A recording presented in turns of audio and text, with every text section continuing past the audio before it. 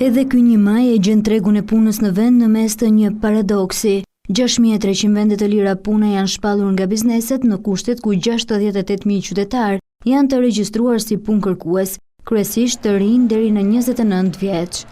Nuk do të përfundoj ndonjëherë, domethënë kjo dinamik do të vazhdojë, sepse kjo vazhdon dhe në vendet e zhvilluara.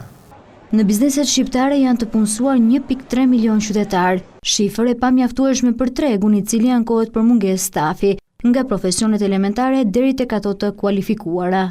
Tregu i punës në thelbin e tij ka një tendencë armiqësore, në thonjza, ndërmjet punëdhënësve dhe punëmarrësve, sepse të dy palët kërkojnë gjëra të ndryshme nga njëri tjetri. Pagat janë plaga që nuk po zgjidhet, thotë eksperti për çështjet e punësimit Erald Pashaj. Aktualisht paga mesatare në Shqipëri është 83.401 lek, nga 75.000 lek që ishte në fund të 2023-shit. Por, sot më shumë se 48% të punësuarve nuk e arrin rrogën mesatare, pasi paguhen deri në 60.000 lek. Në sondazhet që ne kemi bërë ne ka qenë komponenti, faktori i parë pse njerëzit largohen, sepse paga lidhet me ekonominë familjare, lidhet me mundësinë ose me mënyrën se si ti jeton, por nuk është i vetmi.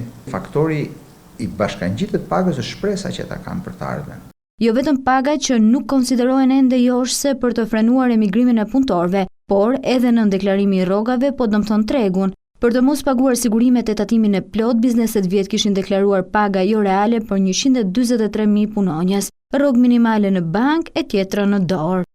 Nëse dikush ka një pagë neto, 1 milion lekë të vjetra. Detyrimi për këtë individ, nëse i paguan që të gjitha, është 1.480.000 lekë. Duke i dhënë një pagë minimale të deklaruar në bank në masën 400.000 lekë të vjetra që ta kuptojnë njerëzit neto, ka një kosto për këtë 520.000 lekë. Pra ka 100 dhe ja jep 600.000 lekë tjetër në të zezë. Dhe në total, nëse do paguan dhe 1.480.000 lekë, paguan 520 plus 600, 1.120.000 lekë. Në deklarimi i pagave po thellon grupën financiare edhe të pensioneve, të cilat varen direkt nga vitet e punës dhe kontributet e derdhura. Me gjithë këto probleme, duket se tregu po eksploron jashtë Shqipërie, por a mund të mbushet boshllëku me punonjës të huaj? Ka filluar të jetë një dritare që ajros dhomën.